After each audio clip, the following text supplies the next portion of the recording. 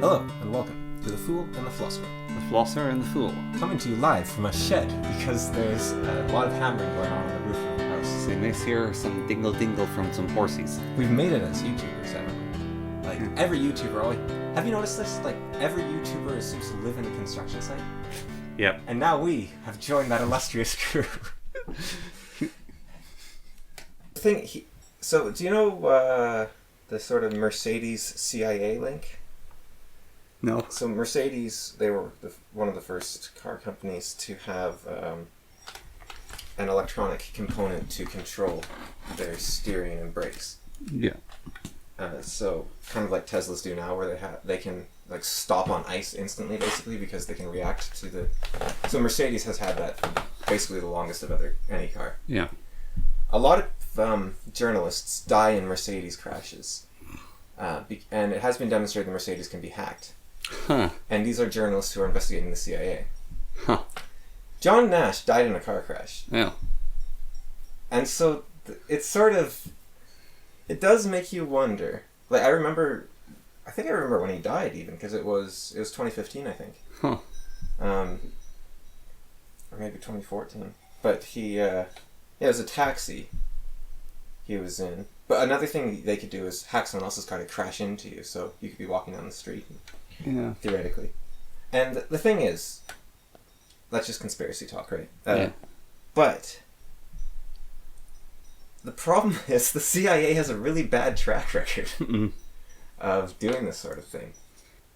Like assassinating people and destroying governments, threatening people, blackmailing people.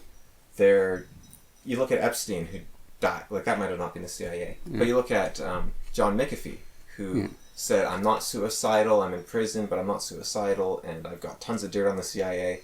If anything happens to me, and then, he committed suicide in prison. Yeah. And Epstein was going to give a bunch of names, he died. That might have not been the CIA, of course. You had Kennedy was one of the only presidents, I believe, to try to limit the power of the CIA, and he was assassinated. Yeah. You had Martin Luther King was a big anti-CIA guy, a junior, I think it was. Yeah. He was pretty big anti-CIA. He died. Same with his brother. Oh, Kennedy's brother, yeah. Was it Kennedy's brother died right around? Yeah. Like they all died basically within a week of each other? Yeah, a lot of the Kennedys were assassinated. But also, like, Martin Luther King also was assassinated right around the same time as them. No, I believe Trump actually fired the director of the CIA. Huh. I could be wrong there, but he's playing with fire. And I do wonder, like, let's say someone comes along, like let's say Obama comes in, and he's like, I'm going to sort out this corruption, I'm going to straighten everything out. And the CIA just says, no, you're not. And, like, what's he going to do? Yeah. I do wonder if the presidents have any power. And I think the only strategy to get around that is to sort of be an agent of chaos. And there's a lot to be said about... Like, people are saying Trump's a madman. Yeah. No idea what he's doing. Like, there's a lot of thoughts that because of him, the invasion of Ukraine was delayed. Because... so there's this interesting thing. He established peace in Israel. He established peace in North Korea. Like, he did stuff that other people might get Nobel Prizes for. Yeah, there's this interesting thing when it comes to cars, right? So, when you're a pedestrian or a bike rider... This is something from There's No Such Thing as a Fish, I believe, and they talked about, or maybe, I can't remember which podcast, but someone driving a car and you're a pedestrian, the person in the car is insane, and you need to do everything in your power to get away from them. Yeah. And that's why pedestrians don't go, haha, and stand in the street and stop drivers. And so there's this worry with electric cars, which is basically pedestrians can override electric cars and stop traffic. Because people know self-driving car. People know that the self-driving cars are perfect and they're not insane like drivers. And so you can be the crazy one as a pedestrian going the street. Well, my resolution to the whole self-driving car question of who should they aim to protect is the passenger 100%. Yeah. Because... it's not even... it can easily protect the passenger, but this guy just steps on the road, and so anyone could stop. Right. But the self-driving car is going to go, oh, I see him, he's stepping out, okay, I'm going to stop. And then the guy starts dancing around and cackling. So you can cause annoying traffic jams. Yes. And self-driving although cars aren't perfect. Yeah, and the self-driving cars will actually do everything in their power to get around the person trying to do a traffic jam, and they're really good at it. So they're not perfect. And also, if you have a ton of metal going 60 miles an hour, there's only so much you can do to actually control it and stop it. Yeah. Even if your reaction time is perfect. So... Yeah. Yeah, but that... I'm not saying people wouldn't do that. It's just... That is a consideration. But there's that whole level of... There is, like, why pedestrians respect drivers is drivers are insane because they're behind that 60 miles. Yeah. And drivers are... It's a way to look at drivers. Not to say that drivers are insane. Yeah, and so... Apparently there's a... You can only take responsibility for yourself. And if the driver hits you, it brings their day down. But if you get hit by the driver... Yeah. Yeah. And so apparently there's this perfect... In, like, politics, there's this sort of perfect knife edge you're supposed to be on, which is people have to think you're crazy enough to go through with things. Yeah. But also you're not so insane that you can't, like, act at all. Actually, oh dear, I invoked Moore's Law here, I think. Hitler. Yeah, Godwin. Sorry, Godwin's Law. Yeah. So, the President of the United States at the time, a little bit before World War One, or it might have been right at the start, World War Two, right at the start of the Blitzkrieg, saw him as insane, like this sort of scary crazy, and so he didn't want to do anything, because he said, like, you don't know which way he's going to go. You mean of the UK? No, yeah, it's the UK. Yeah, so Chamberlain. Yeah, Chamberlain. Yeah, no, the thing about what Chamberlain did, people nowadays, with Putin, they're saying appeasement doesn't work. That's wrong. It worked almost every time. There's a reason Chamberlain tried it. Yeah. Because it works almost all the time throughout all of history. Mm-hmm. It's just Hitler didn't want to stop. Yeah. And, yeah, so... And but it's like, there's that perfect point of they're crazy. If Chamberlain had succeeded, he'd be regarded as a hero. Yeah. He made the right call, I think, still. Like, he had no way to... Well, there was hints, like Mein Kampf, I believe, was written by then. So if he had read that, he could... But, you know, this guy wrote it in prison at his lowest point. He's moved on. He's grown up. Mm-hmm. Like, Hitler and Mussolini have started a new political movement. We don't... It's just pragmatism. We don't know if... Like, I don't mean what Chamberlain did was pragmatic. I mean, literally, pragmatism was invented and used by the fascists. And they're like, they're just trying out a new form of government. We'll see how it goes. Maybe it'll be good. Maybe it won't be. And then... well, it's also just Czechoslovakia. Like, you know, who cares? Yeah. Germany did kind of own that area, anyways. I mean, and then, yeah. And then didn't what's his face take over after Chamberlain? Winston Churchill. Yeah. He basically came back into office for World War II, right? Or was it Churchill? No, Churchill was a minister before then, I think. He wasn't very popular because he was a crazy warhound. And then a war started, and they're like, okay, we'll get him. Yeah, that's why I thought he got in, like, right after World War II, they got rid of him. Abusing the rights of all the people in the country, and continued doing it after the war. And so people kicked him out. Yeah. Because he was like a tyrant. Yeah. He was invading people's homes and checking people, for forcing them to have IDs on them at all times, and they're like, get out of here. Yeah, so there is that little bit of crazy, though, that you don't know. So Trump had that little bit of crazy. You need the right guy for the right time. I was also wondering, in regards to saying like a bunch of people got assassinated, how solid Trump's personal security is, because he did have that wealth behind him, even though a lot of people like making jokes that he's like constantly bankrupt or he has no money. He still had wealth behind him. And that was one of the things that people are thinking, like, he's actually hard to corrupt. Yeah, because most presidents... Well, so I think a president of the United States... I believe it's something like they make $120,000 a year. Yeah. And most of them come away millionaires. Mm-hmm. Now, in Obama's case, I believe is because he wrote a book. And he is also like a lawyer, wasn't he? No, he wasn't a lawyer. He was a senator. Yeah. And before that, he might have been a lawyer, I don't know. But he, no, his book was very popular. Yeah. Allegedly. But, yeah, it does... A politician who's independently wealthy can be harder to corrupt. Yeah. Of course, they could just want more. Yeah. So it's not a guarantee. But when another thing I think that's kind of going for Trump in that matter is his ego. Maybe. People make a lot of assumptions about Trump, I think. Yeah. Like, I've heard him call it a narcissist a lot, and I don't know why. Like, everything he makes, it's like Trump steaks, Trump towers, Trump... But that's branding, right? That's not necessarily an ego. And he calls everyone the best. He's like, you're the best, you're the best, I'm the best. Yeah. So what Trump's one of his management techniques supposedly is have you read Game of Thrones? No. Okay, so Peter Baelish has this quote which is chaos is a ladder. And so Peter Baelish, how he rises through power and government, he's kind of the mastermind behind the entire series. What he does is he just stirs the pot, like he gets a king executed, or he causes a little war, a border war. And it causes chaos throughout the entire realm. And when everything settles, he's just in a slightly higher position with slightly more money. And I think Trump is a similar sort of person where he shakes it and then he's the one left standing on top of everything. Yeah. And I think that is very hard. Like if the CIA did want to kill Trump, which I don't know if they would or not, but it is sort of, well, what has he done? It's just he keeps happening to be in the right spot at the right time. Yeah. But this is something Scott Adams said about Trump. It's if someone appears stupid, and yet they're always successful in everything they've ever done. Like, well, Trump's gone bankrupt several times and he's had massive failures and rebounds. But if they end up being president of the United States with millions of dollars in the bank, they're not stupid. They're doing something that you can't see. I mean, there's been 90 presidents of the United States? There's been 47. Yeah, 47. Okay, wait. I think. Yeah. He's in a very small club of people. Yeah. Yeah, I don't know if there's been 47 presidents or 47 presidencies. I'm not sure. But yeah, not many. Yeah. Less than 50.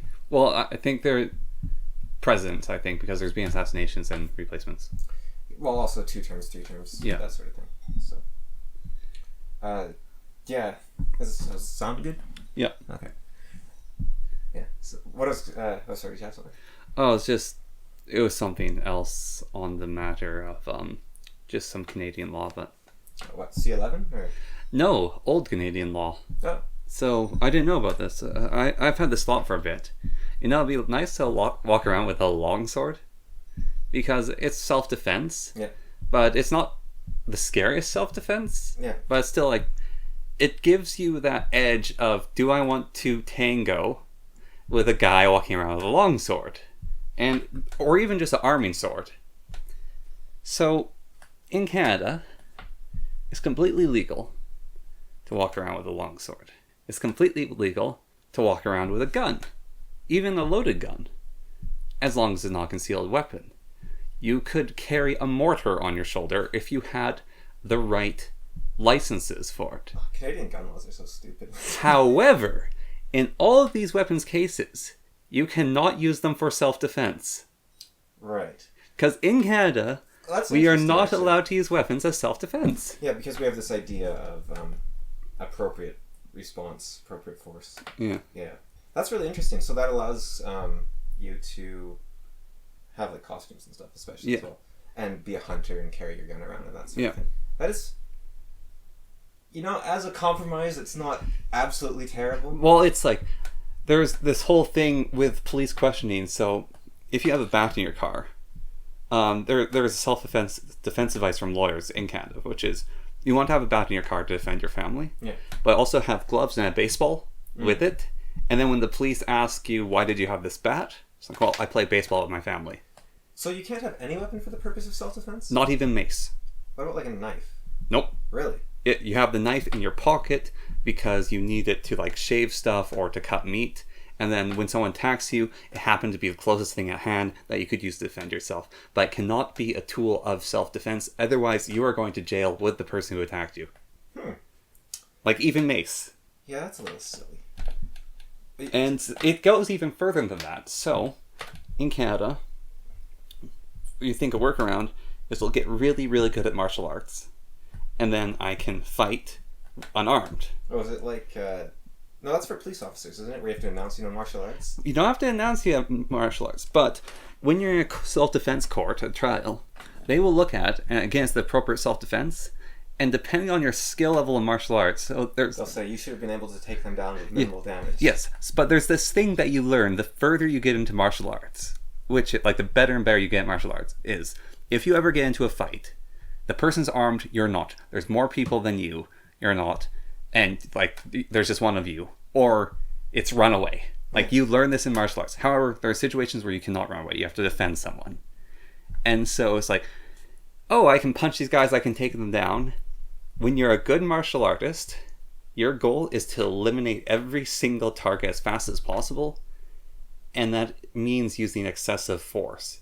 And a lot of people never really get to the point of getting even above that to, I can take these people down without excessive force.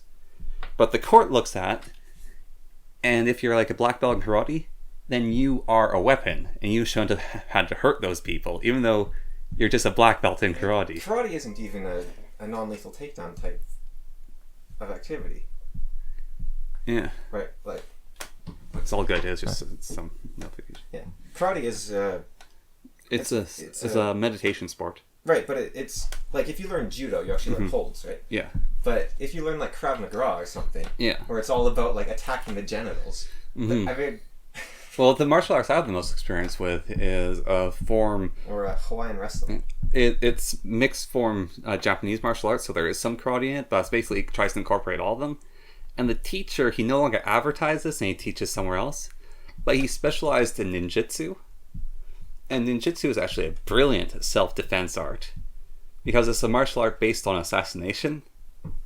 And it's very, very good at self-defense, because ninjutsu techniques... Like, a lot of times, karate instructors will follow through with something, they'll pause before you do it. So you, like, flips on the ground, and then you actually break the person's wrist. You don't just hold them in the pain hold, because someone will just get back up again.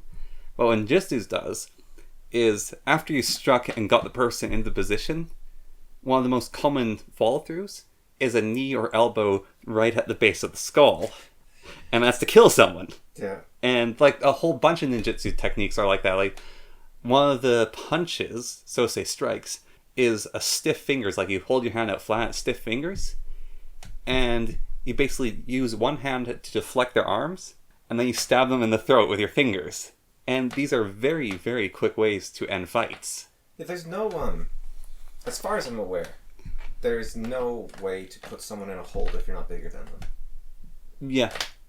Like, maybe there is that I don't know about. Like, it's like, about 10 pounds. If they're 10 pounds bigger than you, then you can manage it. But even that's hard.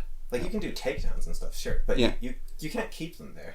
Well, yeah, that's like when I was in the karate class, there was green belt I was sparring with, and we were going through holds and throws.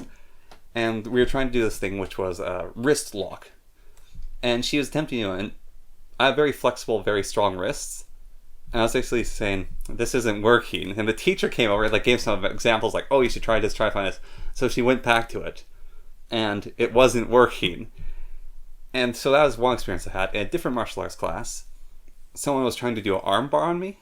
And so I was sort of like letting them do the arm bar. Arm bars aren't comfortable. They're like way too hurt the elbow.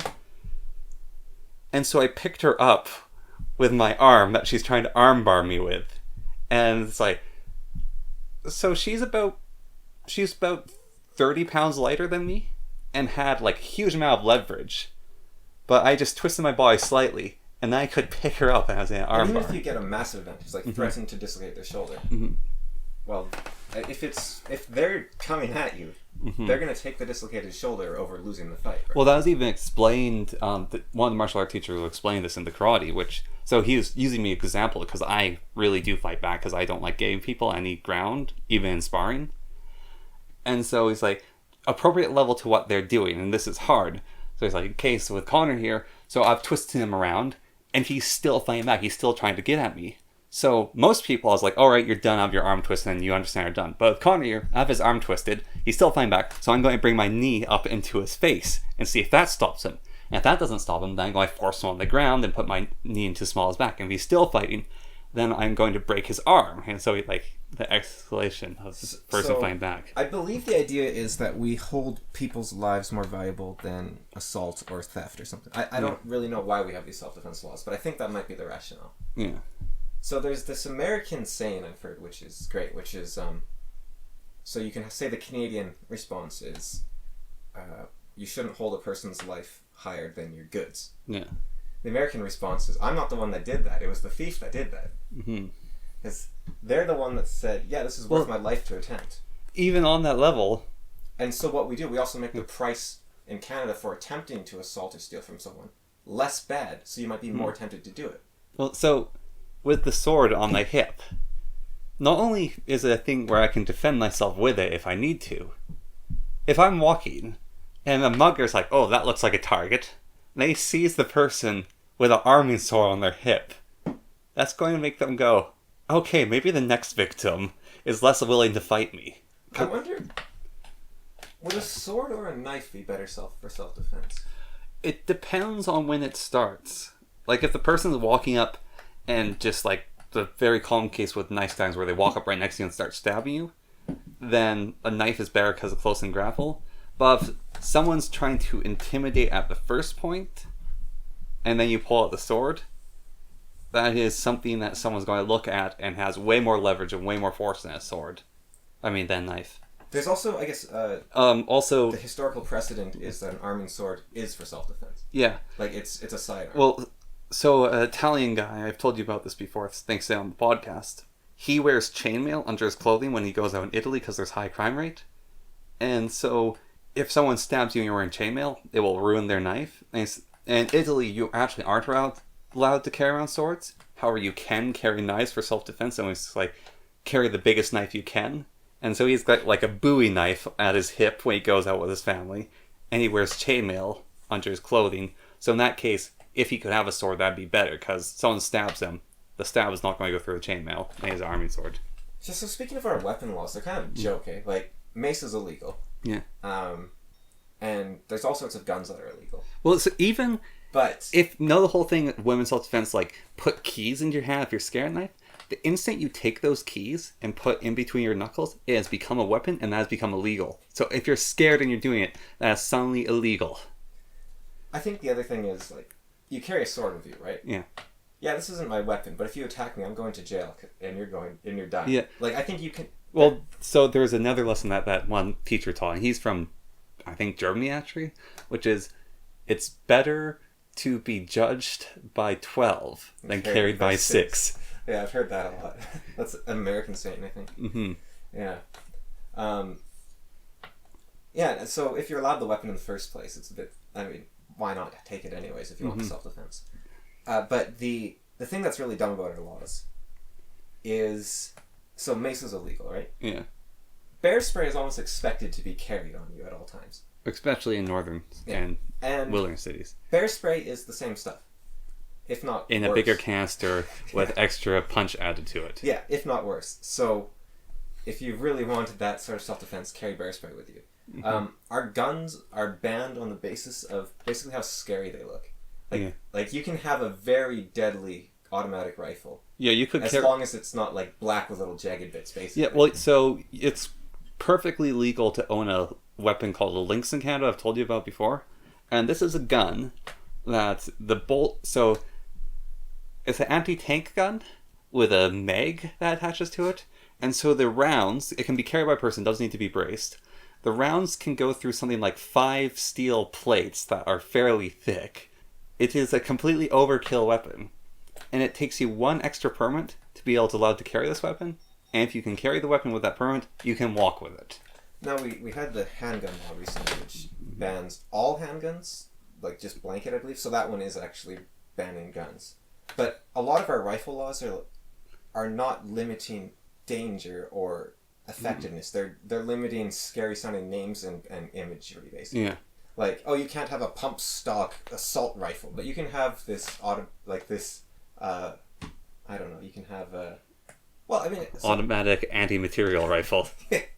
But also like an automatic rifle is very fast, or semi-automatic rifle. Mm-hmm. But someone who knows how they're using a bolt-action rifle, they can be nearly as fast, and a lot more reliable. So it's kind of or you could have you're raising the skills floor, I guess. Well, one argument I've heard is a crazy person isn't going to train with a hunting rifle. Yeah, to an extent. However, there's that case of that guy who wrote the book, and then he committed terrorist acts to get more knowledge about the book.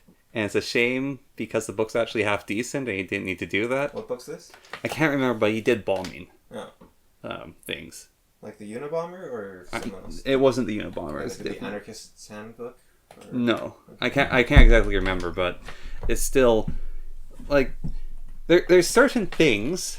There was that guy in Quebec that killed someone with a battle axe. Yeah. Which... Well, there's that guy in Sweden who shot people with a longbow. Yeah. Or Norway. Yeah. So the thing about... So this is how Canadian gun laws are done, right? You have a battle axe and you have an axe. Yeah. So they say, okay, battle axes are banned. But that halberd, sure, that's not a scary name. You can have that. And a battle axe... Well, a real battle axe is just a little axe. Yeah. but the classic, like, double bit axe, that's actually for wood chopping, I guess. It's actually for throwing in sport. Right, but the double bit, so you don't have to sharpen it, you can flip it over and keep going. Yeah, they said too. Yeah. But, or like a maul or something, they're going to be, like an axe is dangerous. But, like a battle hammer, you might think of a maul, but it, like a warhammer. A warhammer type thing. But they're like... Tiny like a carpenter's hammer on a 6-foot pole. Yeah. And it's to limit the area they have to impact it. Because they're meant for piercing armor, not squishing people. Yeah. They're meant for going through armor. So a maul is meant for squishing people. Yes. And then there's the Japanese or the Chinese. The Chinese mauls, which take 2 people to lift. Yeah. 2-man maul. And I don't know what those are for, actually. Breaking shields, maybe? I'm not sure. It's basically one of those Chinese silly weapons, like those giant maces that are hollow, but they're like ridiculously big orbs. Like a meteor? No, not a meteor. They're maces you hold in both hands, like common. It's like the big orb that's like I don't know, basketball in size, but they're hollow. It's just a traditional cultural area Chinese weapon. I guess meteors are Indian. Yeah. But they're like those balls on sticks that weigh 3 pounds. Yeah. I was just really surprised about the weapon law. Are you actually allowed to carry a loaded rifle, though? I don't... Yes, because I imagine you start getting tailed by the police at the very least. Yeah, so with a loaded rifle, your excuse could be you're hunting, but there's definitely some question on that. Downtown. Yeah, no, you shouldn't. So gun laws extend further than just weapon laws. Of if it's loaded in a downtown, then it's legal, but you can carry a rifle in or out of a case. Because if you've got a rifle rack in your truck and you're driving out to a community, like that's a different thing altogether. Yeah. Well, actually, you cannot store loaded weapons in Canada. Yeah. No, and I'm totally fine with that. I mean, that doesn't work for self-defense.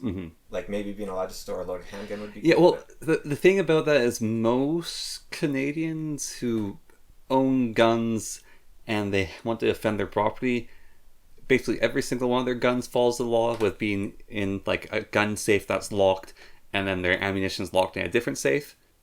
In most cases, most Canadians have a gun that is actually loaded in some secure location they can get to. Maybe. I'm not sure I would agree with that, but yeah.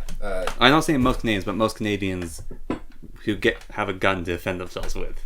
Well, if you have the gun to defend yourself with, then like you can't have a gun to defend yourself with unless you're doing that illegally. Yeah, so it's already illegal. Yeah. It's not like the American bed where you raise up your hands and it pushes the baseboard out and a loaded rifle falls in your hands. Yeah. But speaking of Canadian laws, do you know about Bill C-11? No. Well, maybe. So we talked about this last episode, 2 episodes ago.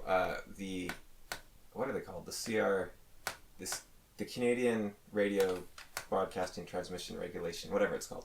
Yeah. The people that say you have to have... Oh, Canadian content, yeah. Canadian content, yeah. I think I've heard about this law. So Bill C-11 wants to apply that to the internet.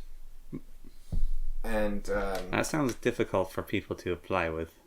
Or would it be only Canadian internet? Yeah, only Canadian internet. So they basically say they'd force YouTube to show Canadians only Canadian content. And what that would do is, that would mean if you wanted to have your YouTube channel, because you're a YouTuber, if you wanted your YouTube channel to be shown to Canadians, then you would need to actually fulfill the needs to be Canadian content. Which means you have to have 90% of your employees are Canadian, I think. Okay, done. It has to be specifically Canadian topics. What on earth are specifically Canadian topics? They have a point system, and if you score at least like 10 points, then you pass, something like that, on their website. So I don't think you are required. You are not required to fulfill this. However, then you won't count as Canadian content. Yeah. Which means then you won't be pushed to Canadian viewers. Yeah. What it also means. Well, that's okay. Most of my viewers are American.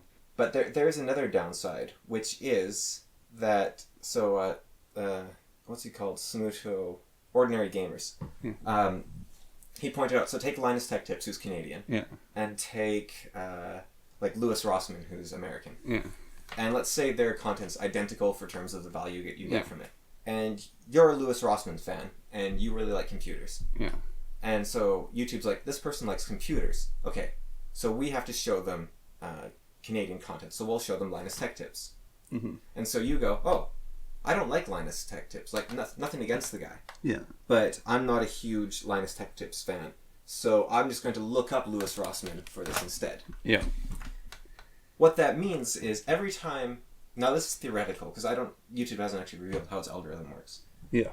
But if you're shown a video by a creator, and you never click on the videos by this creator, even though you're shown them all the time, that, in theory, will tank that creator's ranking, because they have zero click-through.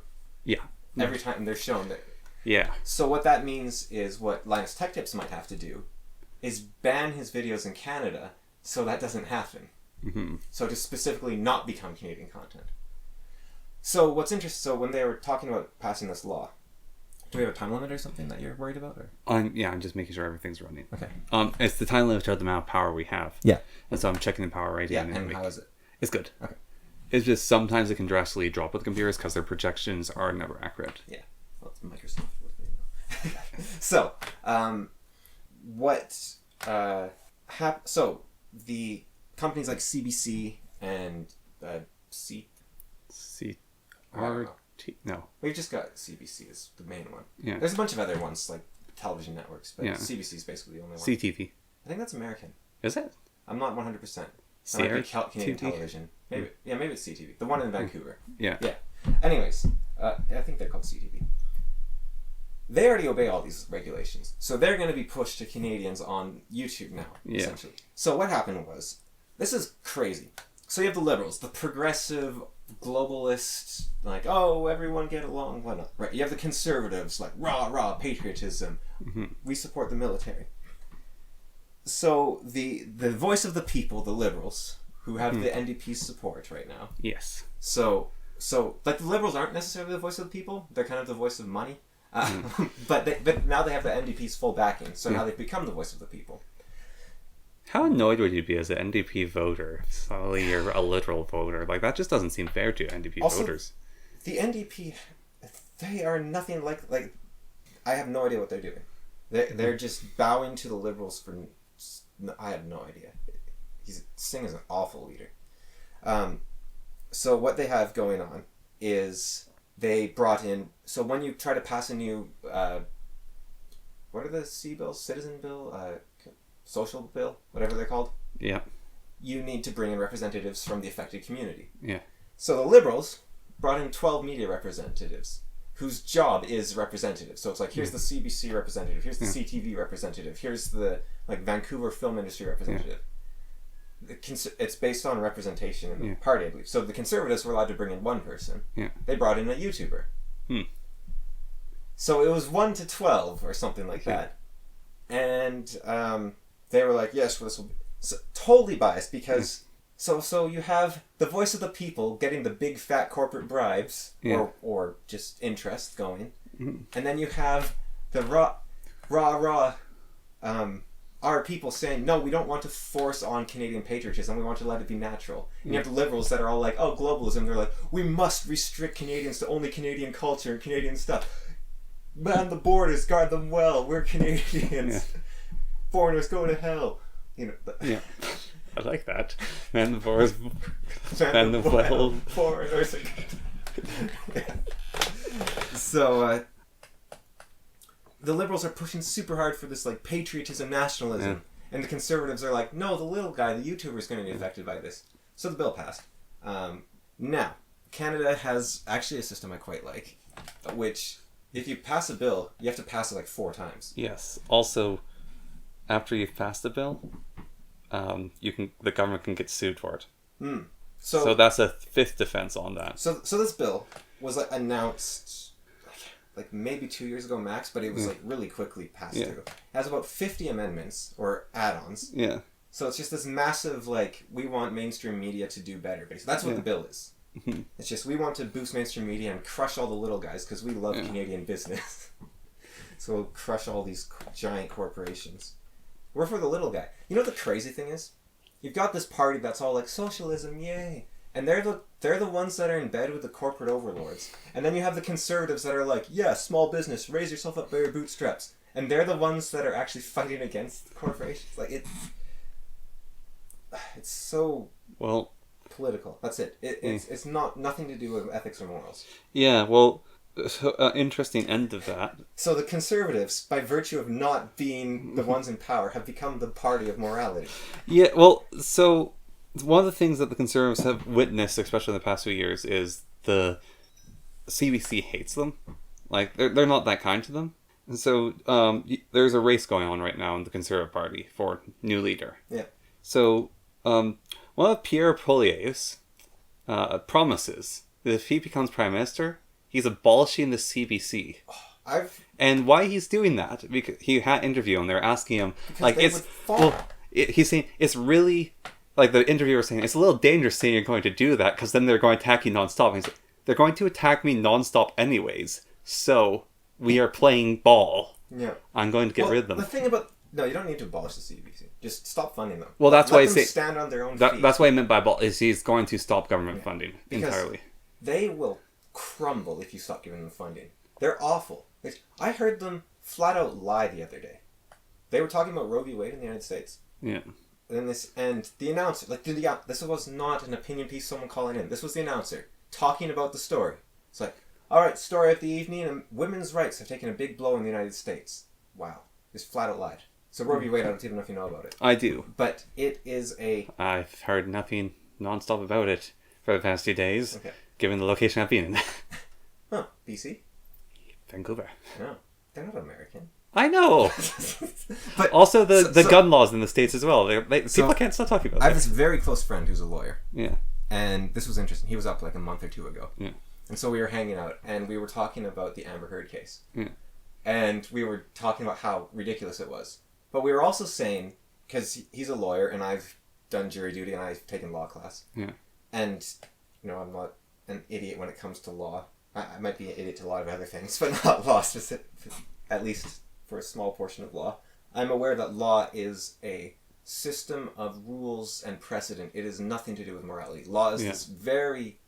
Well, the British tradition, which America follows to an extent, law is a set of people just kind of muddling their way through for thousands of years until they got a system that's okay. Yeah.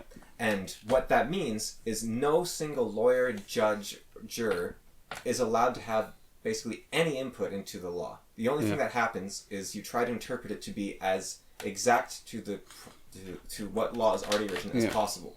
The judges have no moral choice. They're just they're rules interpreters. They're like, okay, this means this means this. That's it. That's also the jury's job. Yeah. That's also the lawyer's job. So the benefit of a doubt, like... Yeah. So the point of lawyers is not to convince one side or the other. The point of lawyers is you set them against each other, and they will both essentially cherry-pick the law to make their side look as good as possible. Mm-hmm. And by creating a system of competition, you ensure that both sides gets the best brought out in it, which means that the judge and the jury are able to see the full breadth of the law as it applies to the case. Yeah. That's all it is about, is interpretation. So we were saying Amber Heard could win this, because this is not about is she a bad person or not. This is, was what she wrote in the article sufficient grounds to be considered defamation? Yeah. That's it. So Amber Heard could have won that, and everyone would have been reeling like, what, the system's, what's going on? No, there was no moral basis in that whole case. This was not, I like Johnny Depp, I like Amber Heard. No, this was purely, did Amber Heard actually defame Johnny Depp sufficient to lose him money? Yes. And it turned out that they thought she had. Yeah.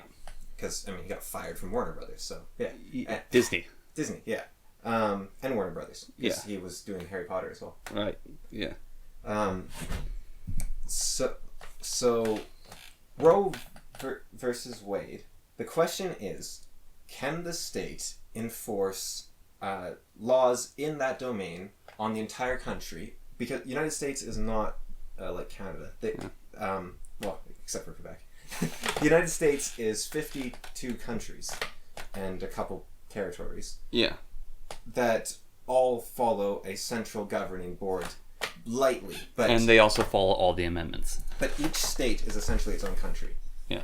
and they have their own laws, and the whole point is that if you don't like it, you move, and that is your system of keeping everything in balance and voting. Yeah.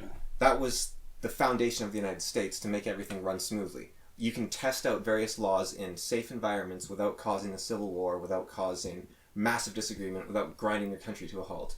It's a great system for, well, we'll see if California prospers and Texas falters, then okay, the California law doesn't work. And that is the design of the United States. And so it's very rare that you're allowed to have, I think it's only the Constitution and the amendments, really, that are allowed to be top down. Isn't the Constitution the amendments? No, the amendments are to the Constitution. Ah. So they're literally amendments. So they wrote a Constitution and they said, actually we'll add in this, actually we'll add in this, actually we'll add in this. Yeah. Because the amendments, the 10 original, and then there's like several more now, but they're fairly solid. I read through them.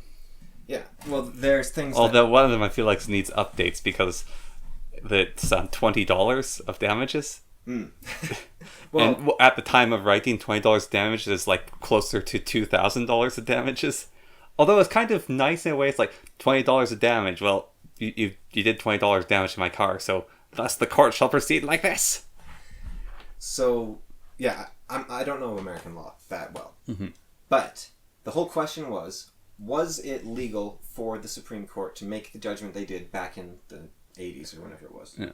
That's it. And people are saying this is stopping women from being able to have abortions. It's preventing the government from determining what the states do. And now, from what I remember, my memory could be faulty here because it's been a while, of the Roe v. Wade decision, it essentially said you must always allow abortions before this point, and you cannot allow abortions after this point. So by repealing that, certain states could actually have more liberal abortion laws. Yes. So all they're doing is they're saying this is now in the state's hands. They haven't taken... So CBC comes on and they say a flat-out lie. And they did that back with Milo Yiannopoulos, but in that case they said he was like this far-right rebel-rouser type person. It's like, okay, maybe they don't know because they're stupid old people and they don't understand that he's just a provocateur. But they, in this case, flat-out lie. There's no reason you report on that unless you understood the law. And nobody listens to CBC anyways, like except like our mom. Well, and there's certain... all they do is lie and stir up like this. Look at this is bad. This is bad. This is bad. And then they play American music. Like, yeah. Wait, your whole job is to be Canadian content. What are you doing? Well, there's certain shows which are like okay, but a lot of time I'm driving and it's a show I don't like, and so I just turn it off because like some of their like Marvin's Room, I dislike quite a bit. But have you listened to like The Rush? They stand on their own. Like that's the local news one. They stand on their own 2 feet. Yeah. People like them. Oh yeah. And they listen to them. Yeah, a lot of people listen to The Rush. Yeah. They're like people actually like them. Whereas CBC, we even have a few pirate radio stations that pop up in different parts of Canada every once in a while that people like.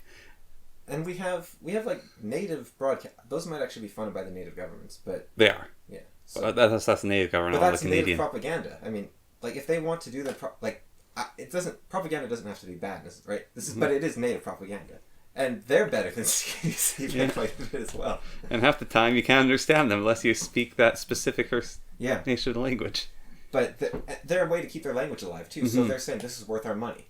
Yeah. But the Canadian citizens, what do we get? We get... Well, actually, so for those broadcasters, the native ones... So they get cultural propaganda. Well, you also, for those native ones, though, a lot of the time you have to pay to listen to them. They're not one of the free radio frequencies. You actually have to own the correct subscription to get that frequency. I didn't know that was a thing.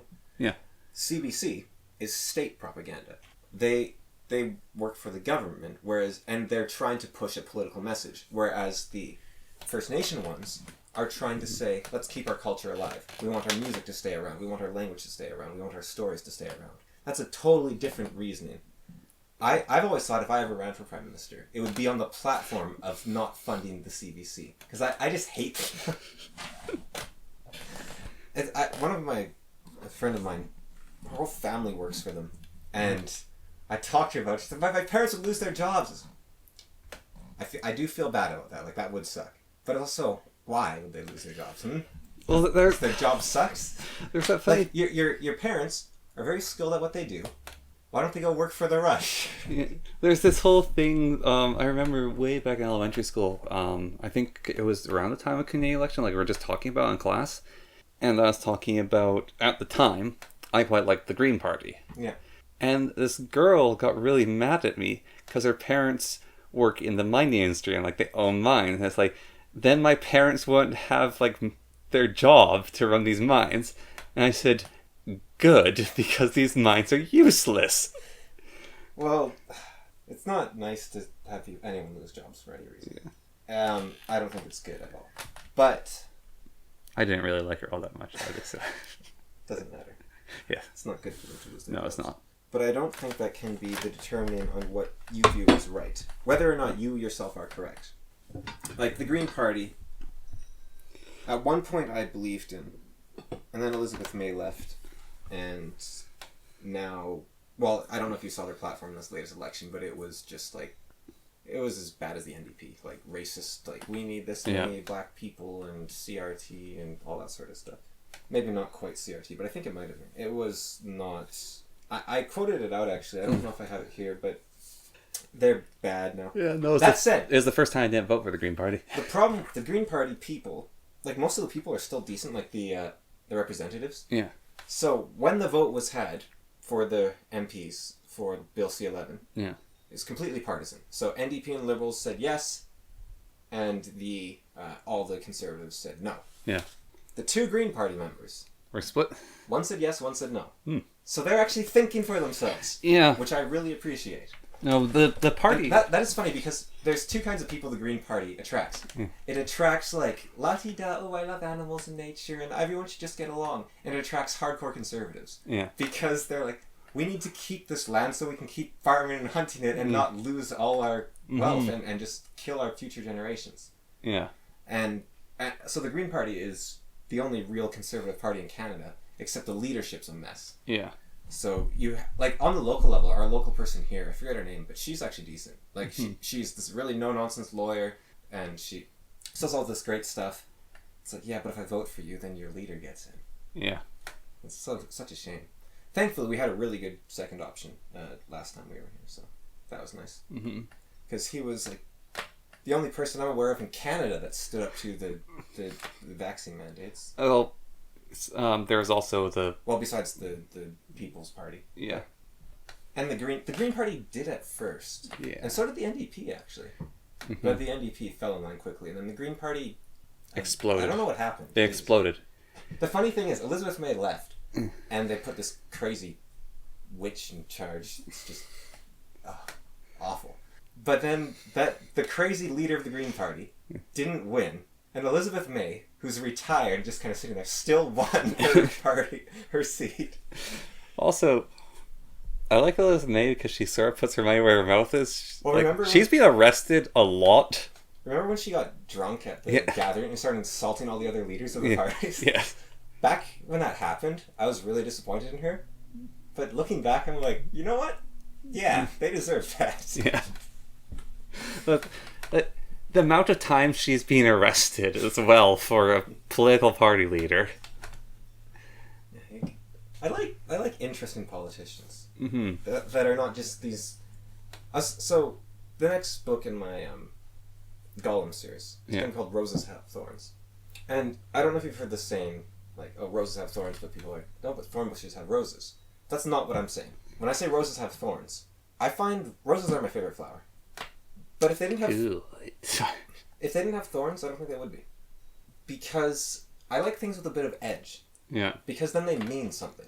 If you have like a tulip, it's completely inoffensive. There's nothing to it. It's just it's some colored leaves on a stick. But a rose has character. It can hurt you, but it's beautiful. It has an amazing scent. I love drawing roses. I like drawing the main flower because that's a very fun form because it's got like a lot of furls to it. So you can get a pretty cool looking pattern. And then I like drawing crazy rose bushes from there with the stems coming out and thorns all over it. Like, even when they're fully open, like a wild rose, it's just like a little star. But they're nice to look at. They smell great, and they've got a bit of character to them. Whereas there's just these inoffensive flowers that do nothing. Like, at least orchids are like poisonous. dandelions have, like, Make people's horrible eyes seeds. burn. Yeah. I like something. Ragweed is evil. I like stuff with a little. You need a little bit of an edge to something. Yeah, like inoffensive.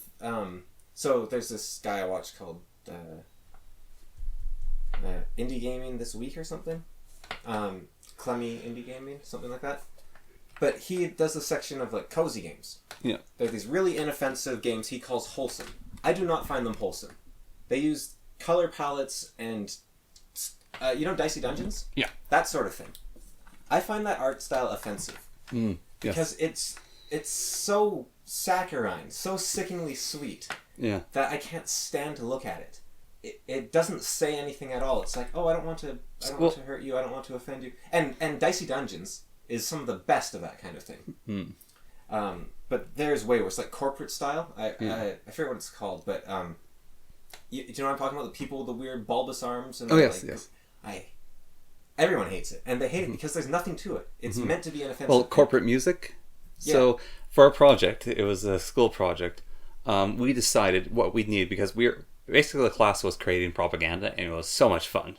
But for our ad for the Bing BS, we needed some corporate music. So I went to a corporate music website with free corporate music you could get, and I was going through all different corporate music, and I was getting angry at my project, like people doing a project with me, because I had to go through the corporate music to find one that suited. I thought you said you liked corporate music, like compared to, like I showed you that video on how awful it was, and you were saying that you actually kind of like it, like the sort of inspiring dun dun dun dun. I'd like if corporate music concludes. But it doesn't. That's the point. That's what I don't like. And so when I was going through all the different... That's what they're trying to do. They try to sell you the idea that, this is great, but they don't conclude it so that you leave in the gaps for you to fill. Because they're too afraid to commit to anything. Yes. And that's why people hate it, because they don't commit. They're cowards. Well, so you know that song, which is just, you're my darling angel. Like, and then... You're my angel. Yeah, and then there's that guy, the Jamaican guy comes in. Well, that's a remix. Yeah, the remix. But that remix...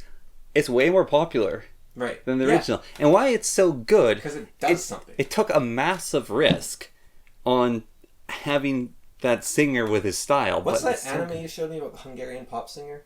The Chinese pop singer. Yeah, it's... with a Hungarian song. At the start, your boy...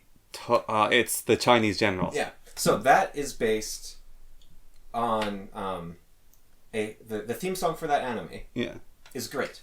It's based on a Hungarian song that's okay. That Hungarian song is based on a 90s or 80s pop song, like a Eurobeat, which is awful. It's super repetitive, and it's just Ecuador! Ecuador! Joaquin Ling. That's it. Ecuador, there's nothing to it. Yeah. It doesn't say anything. And that's all of Eurobeat. Eurobeat has such promise, and they're too cowardly to go anywhere with it. It's just mindless drivel.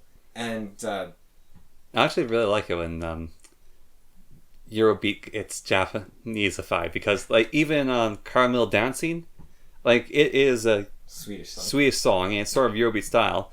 However, it's undeniably Japanese.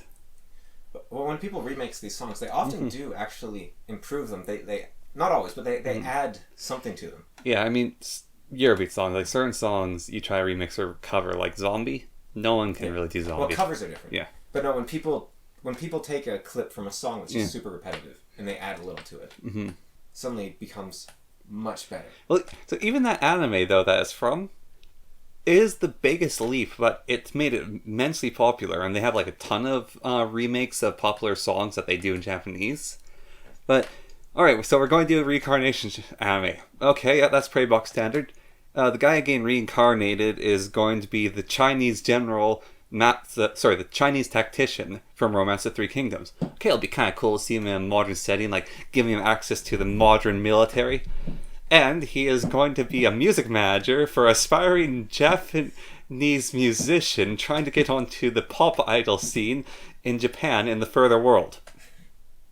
Wait, so why is this guy the step here, movie out there? But then it works so well, and he like applies his strategies from the Romance of Three Kingdoms into the competitive music world. You know what? Anime is terrible, right? Like, it's all terrible. There's like one good anime out of all of them. But I think why people like it is because it says something. Yeah. Like, they actually have something to say. They're not just a safe Hollywood rehash of something over and over again. Or like a Pixar. Pixar literally wrote a formula for writing movies, and they've used it for the last 20 years. Mm-hmm. And Pixar movies are quite good in a lot of ways, but they are just this formula over and over again. Whereas the Japanese media actually says something. They're terrible at saying it, but I think what people like is the fact that they are saying something. Yeah. Like, you don't People are desperate for stories. Hollywood doesn't make Attack on Titan. Yeah. Japan makes Attack on Titan poorly, but at least they make it. But people are desperate for stories. Yeah. They want something. They don't just want a sickeningly sweet rehash of the same thing over and over and over again. I read a lot of... We were talking about bad game design, right? That's what bad game design is, where you don't say anything. I read a lot of manga, and I don't remember all of it. I forget a lot of it because, like you said, like manga as well, a lot of it is poorly written. However, the manga that I do read, that I do remember, is quite good and had a worthwhile story to it. Whereas I've tried to read like Marvel comics, DC comics, and only the good old ones are good. Like the ones that you've got to me, those ones are good. They said something. Yeah. Here's the thing. I don't know what the exact number is. Let's say it's 10%. But if 10% of people don't hate your work, then 100% of people will hate it. Because you've created saccharine nothingness. Yeah. You need to offend people to say anything at all. And I mean, this ties into free speech. You need... Maybe something. You know what happened with Minecraft recently? No. So update 1.19.1 has added in a ban system where if you do something that gets reported, whether automatically or by people, I don't know if there's automatic reporting in, but for things such as hate speech, sexism, talking about drugs, threats of violence, all these sort of things that are so loosely defined and every big company ever has never done well with. And Microsoft already with Bedrock has shown they have no idea what they're doing with this exact set of rules. Yeah. You are banned from all online play. That means you can't even play with your friends in a private LAN server. Really? Yeah. So someone asked me recently, is your server cracked? And I said, no, we don't do cracked servers because they're immensely illegal. So there's mods. So there's a mod for Fabric right now. Yeah. Which disables chat's ability to log the IDs of who wrote what messages. Mm-hmm. So you may want to update your server with that. I'll see if I can get Anne to do that next time, because all servers are down right now. And now the hope is that this will not be retroactive. Yeah. And even if it is retroactive, I guess people just have to start downloading. Well, we're not, but a lot of my servers has elements of roleplay in them. Yeah.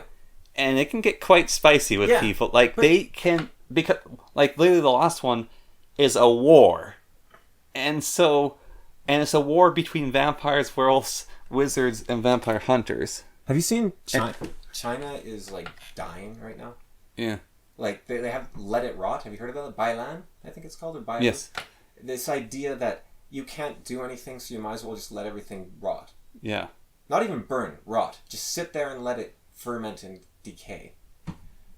China's destroyed their country. Now, how much of that is true, I don't know. Because when you're going across such vast distances, like you can say Americans are all falling apart, they're all at each other's throats and in the streets and burning down shops, and they are. But that isn't all of America. Yeah. But, I mean, America's looking pretty bad right now, too, honestly. But for different reasons. At least America they believe in something. Mm-hmm. Like, at least they're burning down places. In China, they're just giving up. Yeah. Supposedly. But that idea, that's what happens when you can't say anything. Because what happened is people come up with a way around it, and the government clamps down on it, and they come around it, and they clamp down even harder. It's very similar to what Trudeau was doing. But I hope that download, the library, has that built into it. Well, that's the thing, right? That library, it might be hate speech, it might be offensive, because it's all banned books, right? That library is very important, I think, that Minecraft one. Yeah, and that Microsoft gets enough money from China like Blizzard does. I mean, Microsoft just bought Blizzard, who is basically owned by China. Yeah. And, oh, well, we're going to have to crack down on that. No one like, okay, look, if you want to ban me from your server because I did something you didn't like, yeah, it's your server. If Microsoft says, we're banning you from playing online because we can't trust you online, even then I'm like, okay, yeah, I'm not allowed.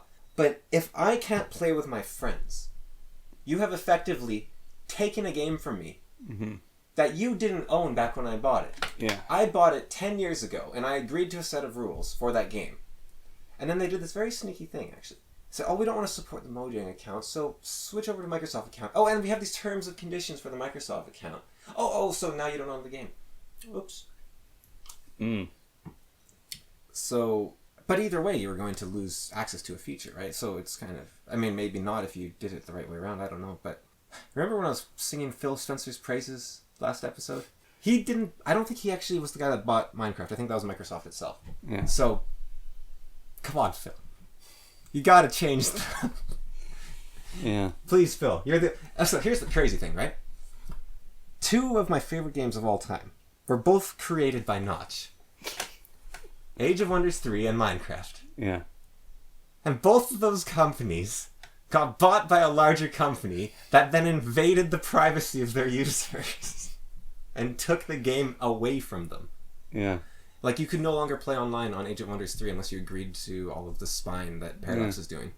And Minecraft's the same. So, yeah, people are debating never update Minecraft again, use mods to get around it, push back hard against Microsoft.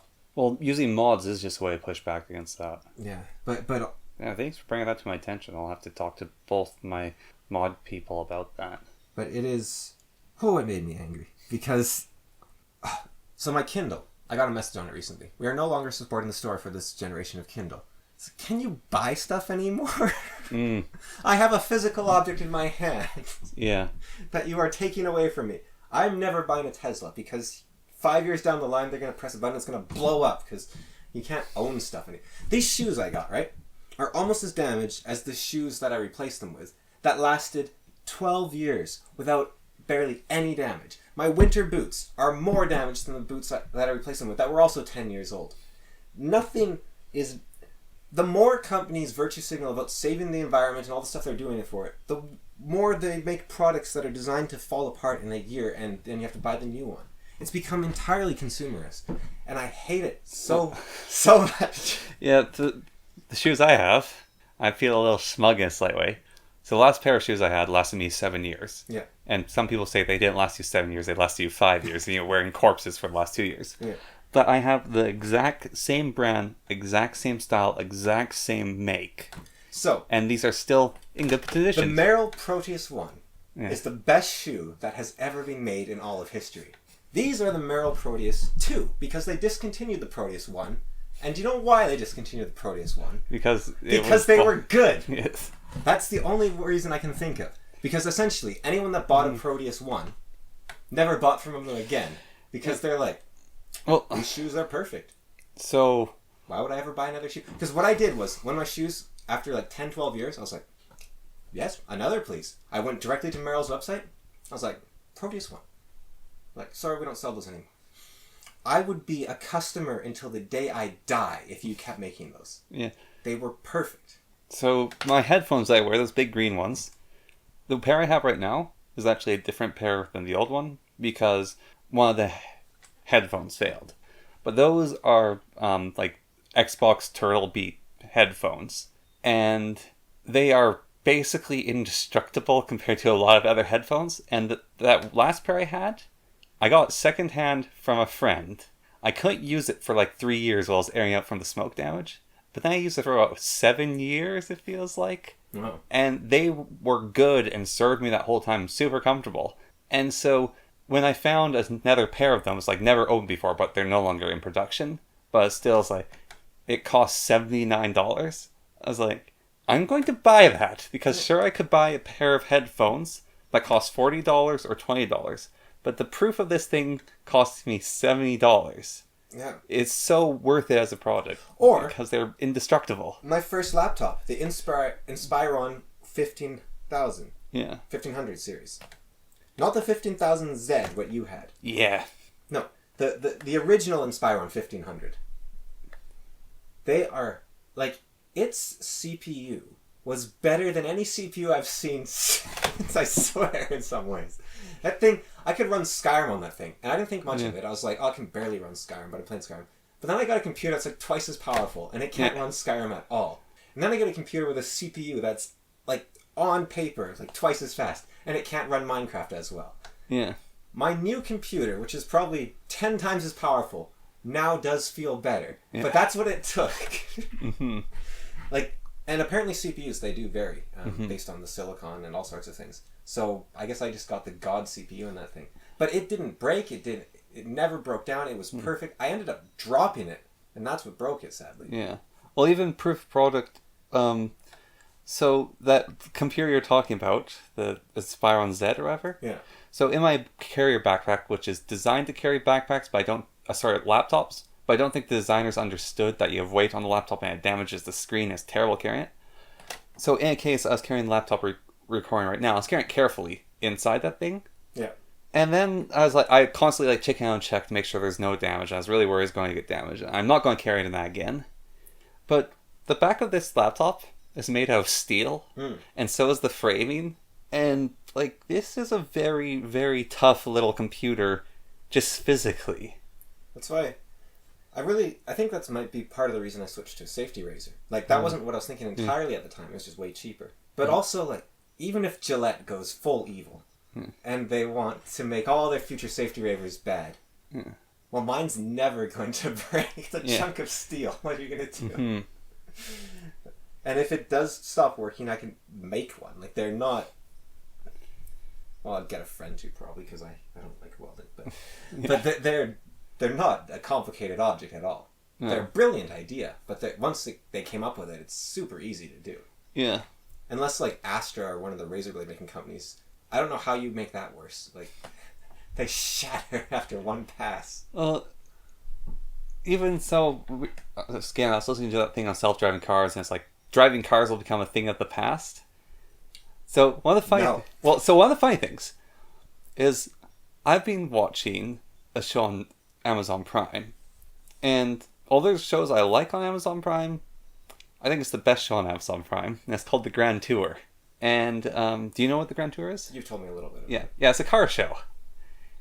And just I'm not a motorhead like you call people underlookers, men just know things about cars. It's weird, know nothing about cars. Watching the show has made me want to know more about cars and made me like cars more than I ever had. And it's because they have such compassion and care when talking about cars, and going through it is infectious. But also, sort of lets you see the beauty through their eyes of the thing. And it's people really like driving cars and being in control of it themselves. And sort of saying, oh, but a self-driving car is more safe. It's this, it's this, it's this. It has no soul. Did you ever look at the... a self-driving car has no soul. That's one of the big things. Yeah. Well, it takes away freedom.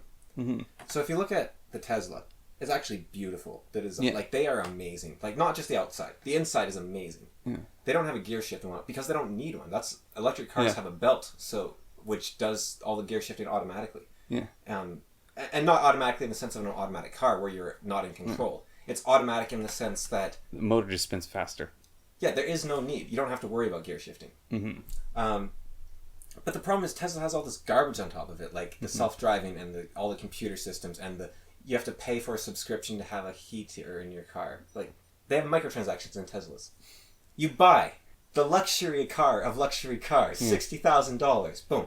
And then, you have to pay a little bit extra every month. Well, so even our dad has... Imagine if Rolex was hey, you want the other dial to work? That'll be $10 a month. Our dad has a Volt, and one of the electronic components in it broke, and he actually couldn't drive it anymore. And this is one of the smaller electronics, but if one of those things breaks, the whole car stops working. Yeah. And so it took him forever to get it apart. So, my car, it wasn't a great break, but the fan stopped working entirely inside it. Yeah. And that was in the winter during my 60. Yeah. And so it made it very, very scary to try to... Not 60, but minus 40.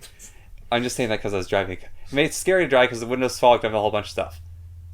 But that car could still drive because it didn't have a little computer inside going, oh no, this is broken. I'm not going to let you drive this. Well, the worst... So, John Deere tractors do that. They have these little sensors. Yeah. The sensors do not tell you which part is broken because then you could fix it yourself. Yeah. And they don't let you drive. And they have false positives. So you can lose your whole tractor due to a false positive. And there's a massive group of farmers right now working against John Deere, like massive lawsuits and protests. And I wonder if things. John Deere has a website similar to the free printer website. With So there's like ways to hack your John Deere or something. yeah, because there's it's mostly Russian and Ukrainian and Slavic people, so you have to translate yourself. But it's because they get a printer like so you're a poor Slavic lad who likes to play Heroes of Might and Magic, and you got yourself a color printer, and you're running it, and then something breaks it and no longer runs. Right. You cannot afford to buy a new printer. Right. And so the Slavic guys will dissect the whole printer, find the chip. Oh no! This is the thing about tractors. People that own tractors know how to fix it. Yeah. You're not allowed to. Like the whole thing stops working. It has sensors to make sure you don't tamper with it. So you can't even like take those sensors out and then have it run. Maybe, but because that's like what the Russian like printers also have crazy. Yeah. Well, yeah. So these guys. So there's chips in a lot of printers. Yeah. That will just break and like permanently break, and like they have so like they have. Do you know the reason I own a printer? Because it didn't work for our stepdad, so he gave it to me, and so I hacked it. Like I've done all sorts of stuff to make that thing work. There's certain printers, so they have pieces like I've disabled a whole bunch of copyright stuff on. So let's say like there's a lock and key, and at some point they will drop into each other. Yeah. And then the printer won't work, and these things fuse together. Yeah. Certain printers. And so there's these guys that figure out, all right, you take out this chip, you replace it with this permanent filament here, you do some quick welding, then you hack it like you've done, you disable copyright things, and... Yeah, no, I'm sure there's farmers doing that, but it would be a lot nicer if they could just say, oh, this gasket's a little loose, I'll just tighten that, and that's that. Yeah. Yeah, and there's a massive protest of farmers. But it's the John Deere are doing that for your own safety. Yeah, sure. I do not... Well, that was... And here's the thing. I had that argument with our dad about the weapons. Yeah. Of like, oh, you can't have them for self-defense. And it's like, well, it stops people from hurting each other. I would rather have it, someone can impale me with a sword if I have the equal chance to draw my own sword and deflect their blade. Yeah. Because a criminal isn't going to care, and they're just going to stab me with a sword. This is the exact same thing I was saying about art, how it needs an edge, right? Mm-hmm. Society without an edge is as lifeless and as smothering, like the whole Chinese... Well, isn't that basically the Wheel of Time argument? Yeah, if you remove all evil, there's... But it's not even that. I don't want people being evil. If there was no evil people, that'd be fine. Yeah. But you need to allow people to defend themselves. You can't remove all danger. Mm-hmm. Because if you remove all things that are interesting but also might hurt you maybe slightly, who knows, maybe, then life isn't worth living and you have nothing. You need that edge. And this takes it back to how it's crazy that the socialists, the people... So what the socialists are, they do not care a little tiny bit about the working man, the common man. Because if you cared about the common man, you'd let him carry around a sword in self-defense. You'd let life have meaning. You'd let anything count. But why they are socialists is not because they care about the common man. It's because they like the idea of the government being in charge of everyone. Because that's what socialism also dictates. Is that the government is your dad. The government is that safe thing that keeps you safe, and so there's no edge. Isn't that called fascism? No, fascism is everyone for the government, whereas this would be the government taking care of everyone. So this is more slavery, actually. I mean, if you think of, what is universal basic income? You're providing for all their needs as long as they're citizens that obey you. I mean, slavery might be too harsh. It's not. I don't think fascism is the right word, though, because it's not about serving the government. It's about the government controlling everything, taking away all the rough edges so that society keeps running. And then and so all of these giant corporations that are when everyone rails against capitalism, they have every right to, because there's these horrible companies like Microsoft and John Deere out there, and Tesla. All these horrible companies, right? You're railing against them. And yes, you have every right to. And it's like, yes, comrade, we shall rise up, and the proletariat shall seize the means of production. And the very same people saying that are the people that are these horrible corporations like Microsoft. Because what the actual proletariat want is just a chance. This was back during Martin Luther King Jr.'s time. Black people weren't saying, we want you to give us free stuff. They were saying, give us a chance and we will blow your minds with how amazing we are. Mm-hmm. That's all they wanted. That's all they were saying. And now it's, oh, well, you might offend someone unless you give them a job without any qualifications and make everyone feel meaningless. Because everyone that worked super hard to get that job and now doesn't get it, they feel like their life isn't worth nothing. And the person that got the job, even if they also worked really hard, they feel like, well, did I actually earn this or did they just hand it to me? And so their qualifications are worth nothing. And everyone's lives are miserable because all you've done is reduce harm and you haven't allowed art to thrive. And well, YouTube does the various different creator months. You know about those. So they have like a Black Creators Month and they have a Gay Creators Month and various things. And what? I want more views. Hello, boys. But I wouldn't want that. It's offensive on many levels because it's saying you can't make it on your own. Yeah, but also by doing that, you no longer make it fair market for everyone. By trying to make it more fair, you're making it less fair because you should leave it to everyone has equal opportunity. Yeah. Everyone should have like you're saying, everyone should have a chance. And but even that chance thing, like people know people and there is no equal chance. But that doesn't mean you should worsen the odds. Yeah. And it also doesn't mean you should. So Microsoft said this. They said this. All right, this is with the Minecraft thing. We would rather have false positives than false negatives. You know that famous saying of, maybe it was Thomas Jefferson, I'd rather hang 10 innocent men than let one guilty man go free. Yeah. That famous saying.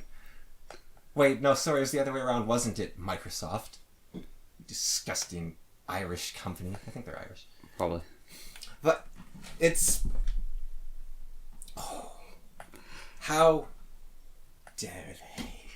You know? They take this... We'd rather have false positives. Like, we would rather ban people than allow one child predator to slip through the cracks. Oh, you're banning child predators. Okay, yeah, cool. Yeah, and also people that say things we don't like. But, it's about the child predator. So the Motte-and-Bailey argument, I don't know if you've heard about it. You have the Motte, which is your ridiculous stance. Like, I want to stop people from saying things that I don't like. Like, Microsoft's like, I'm going to ban people that say all the things I don't like. Like, I'm going to ban all conservative views because they're racist. Yeah. And then you say, what? You're banning conservative views? So you start, Microsoft is banning conservative views. Then you go to the Bailey, and you say, what? How dare you? This is to stop child predators. So you give two positions, and you fall back to the strong one to push the weak one. And it's awful. It's evil. Motte-and-Bailey tactics are really cool, though, when it comes to sieges. What, do you keep retaking the Motte? Yeah. Yeah, so how the mods... So the siege keeps failing? Yeah, so the mods actually have this really, they're a really hard design. So... It's like two hills. Yeah, with a bridge, right? Basically. Kind of, but so one of the big things about it, you have to be very careful with sieges, like having multiple walls. So if your city has like 5 walls, like Byzantium did, you have to be careful because if they take the outer wall, suddenly they have a wall to sit on. And so that wall, the outermost wall, has to be weakest of all the walls. Right. And the other walls have to be taller. Also, the Motte, you have the hill be so high that the walls are useless. Yeah, so, but one of the things that is really what you want to do with Motte-and-Bailey is it's actually worse to be on the inside of the wall than outside of it when attacking. So if you have like a walkway around the inside rim, so you get onto that walkway as the siegers, you're completely exposed to the keep, and so you don't even have cover anymore. So you make it so cover is never given to the inner points. You always want it so when you take a spot, it's actually even easier to attack from the secured position. So I don't understand layered defense. Is that just due to lack of knowledge? Like you think, I don't know where it will fail, so I need a fallback? Or because in my mind, right, if you just put everything on the front line, but I do know, I used to wonder in combat, like, why would they hold reserves? Yeah. Like, just send everyone, don't hold reserves. The reason you hold reserves is because a flank might crumble that you didn't expect to crumble, and then you send in the reserves. So, in a layered defense, so let's say we have 2 walls. Yeah. So, the ladder guys get up on the wall. Yeah. And they're pushing through, and they have like 50 men up on the walls, and they beat back the defenders there. Yeah. Now, on another part of the wall, your king is fighting with his like honor guard, are fighting back a mass amount of enemies and repelling them. And his elite troops cannot get to this 50 men. Yeah. So if you then suddenly, those 50 guys, rush forwards and get into the keep because there's no second tier defense, they've claimed the day. They now have the keep. Right. So it is basically, it's the problem of not knowing where you will fail. Yes. So you have, but if you said every single point of defense is perfectly even, then there would be no point for a second layer of defense. Well, it depends on the size of it, because they could focus 200 troops in one area and then have smaller distractions everywhere. But then why don't you put all your forces in that one area? Right, okay, if your opponent is attacking perfectly evenly and you're defending perfectly evenly, then you might as well have everything on the front line. Yes. Okay. So, like, if we're playing the board game Stronghold, there's no reason to have a second layer of walls, because you might as well just put all your forces on the front wall, because you already know the angles your opponent's attacking from. Yes. Let me... Also, the first wall can be destroyed completely. So sappers can go underneath the wall and will fall, and then they have to get But why to not the just make second that wall. wall twice as strong, Rather than have 2 walls?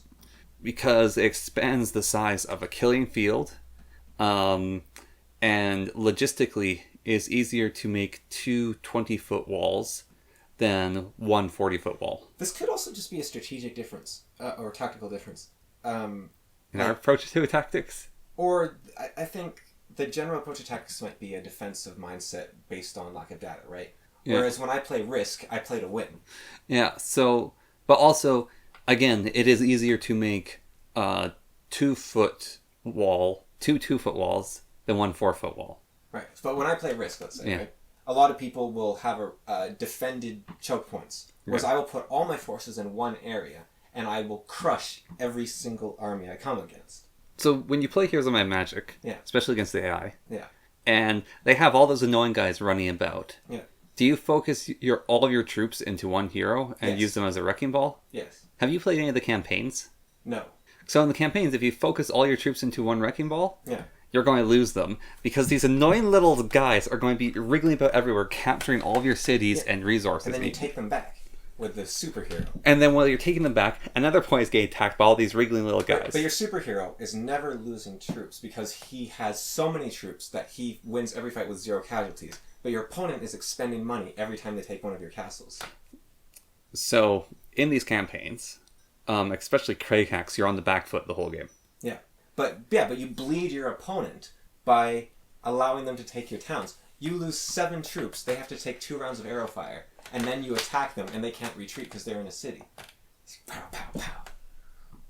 But I'd really like to see 2 layers of defense simulated in a way that made sense to me. Like in a game. Like in Total War, it makes no sense to me. In Stronghold, I always just go for the biggest front line I can. Okay, in RimWorld, I have multiple walls.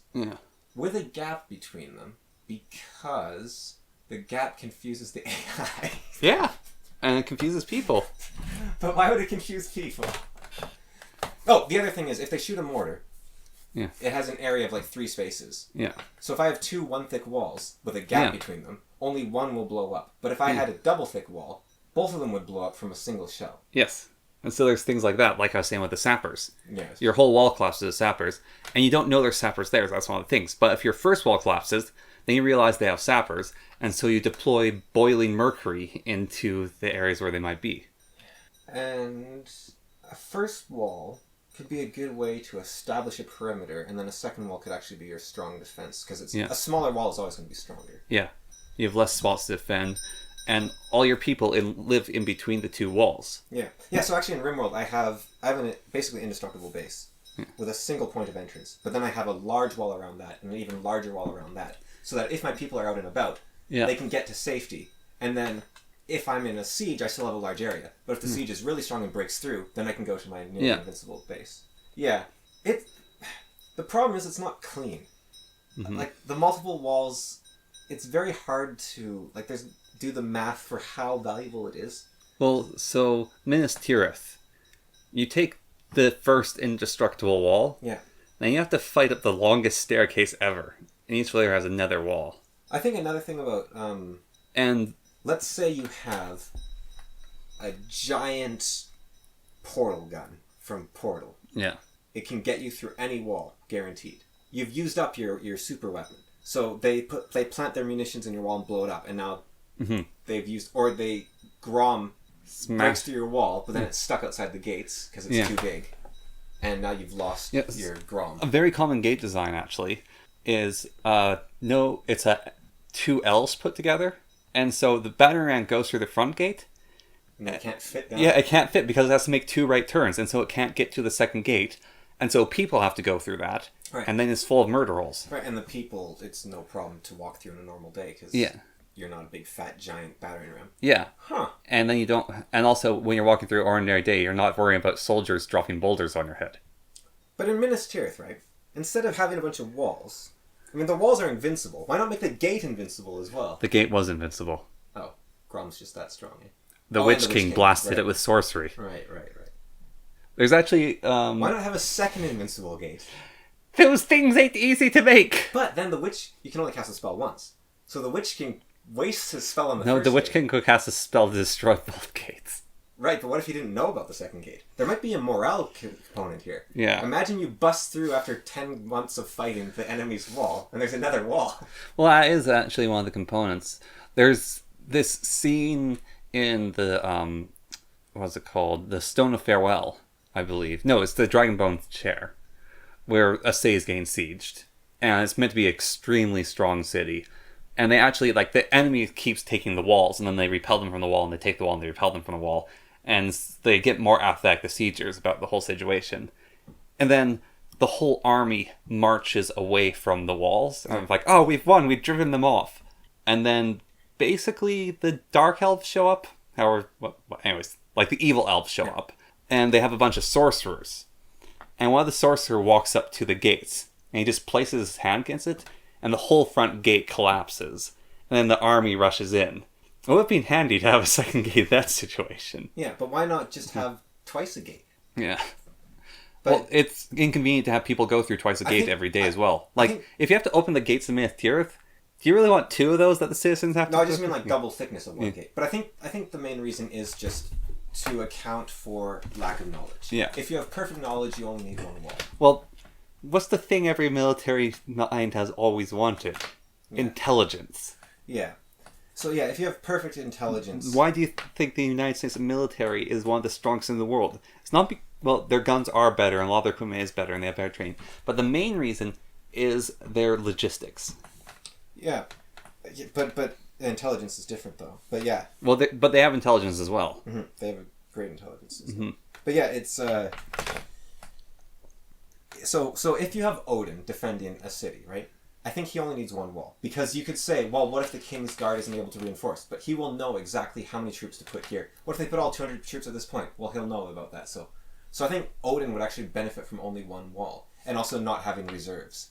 Because reserves are only useful if you don't know the outcome. Yeah. Which is where chess fails to teach you how to be a commander. Because there's no point in reserves in chess. Holding back your queen just in case you need her, right? Yeah. You should use her. So chess isn't complicated enough for that. Shogi has reserves. Well, those are literal reserves, though. But yeah, actually, I mean, that does. If your opponent has reserves, then that means you need to keep your own reserves because you don't know where they'll deploy their own reserves. Mm-hmm. So by having reserves, you also force your opponent to have reserves. Yeah. Which is interesting. But you can also just take the strategy of blitz and say, I'm not going to have any reserves. My opponent can try to react to me, but I've got everyone already moving. Yeah. Which is my preferred strategy. And blitzes are usually very effective, but there's a weakness of blitzes. When they fail, they really fail. Yeah, well, what's his name? The guy with the elephants, Hannibal. Hannibal. Yeah. His elephant army was a blitz, and he won every fight. But the Romans beat him. Yeah, because they just left. Yeah, but so if someone blitzes, this is an art of war. If this giant meteor is coming, you just split and run away. Hannibal had a strategy where he'd put his weakest troops in the center of his army. Yeah. and he'd have them retreat. And so this was in the first few encounters before Fabian took over. Because so the Romans were like, wow, we're winning, we're crushing these guys. So they'd push them back, and they'd push them back, and they'd push them back. And they'd destroy the center of Hannibal's forces. But his flanks were still there. Yeah. And then the Romans would realize they kept winning until they were surrounded. Yeah. And then they're like, oh no. And then there's accounts of this horrible dusty fighting field of Romans digging holes in the sand and burying their heads in it because they were just the inevitable crush of Hannibal's armies was just slowly circling in on them because they were completely surrounded. Hannibal broke Sun Tzu's law of let your opponents retreat because he didn't need to. His army was so strong that he didn't need to let his opponents retreat. He just killed every person in the army. There's that battle that Sun Tzu did, which is kind of the opposite of that. He ran into it. He put his army into a box canyon. Yeah. Yeah, well, in the Romans' case, they gave up. It was so hopeless. They didn't fight twice as hard. They gave up and committed suicide and let themselves die. There is a tipping point. And that's when you're fighting the greatest general in history with the greatest army. I was actually thinking, Sparta at its height versus Philip, because Philip conquered Sparta, right? But Sparta was in decline already. Yeah. What if Leonidas was in charge? Then he'd take his 300 losers and die. Do you think it was because Sparta was in decline? Or do you think it was because Philip was so overwhelmingly powerful? Philip was overwhelmingly powerful. Because Sparta was ridiculous for a while. They beat Persia, and Persia was... Yeah. Persia was always stronger than Greece, I think. It was stronger in some ways, but... They just kept getting outplayed. Well, one of the biggest outplays in that whole war was the Persians trying to invade Greece. So after the Battle of 300 and all that, the trireme was invented and used.